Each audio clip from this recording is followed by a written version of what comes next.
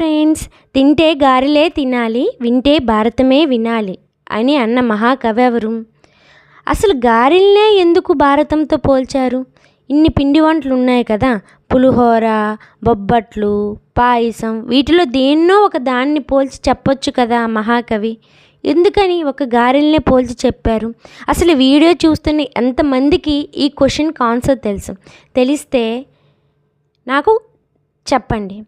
ఈ వర్డ్ మీకు ఎప్పుడో విన్నట్టు అనిపిస్తుంది కదా. ఎప్పుడు విన్నారు? ఎక్కడ విన్నారు? అసలు అన్న మహాకవి ఎవరు?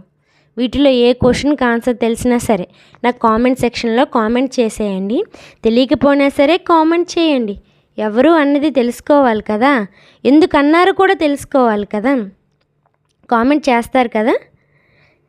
ఈ వీడియో కానీ నచ్చితే లైక్ అండ్ సబ్స్క్రైబ్ చేసుకోండి. Thank you for watching. Bye bye.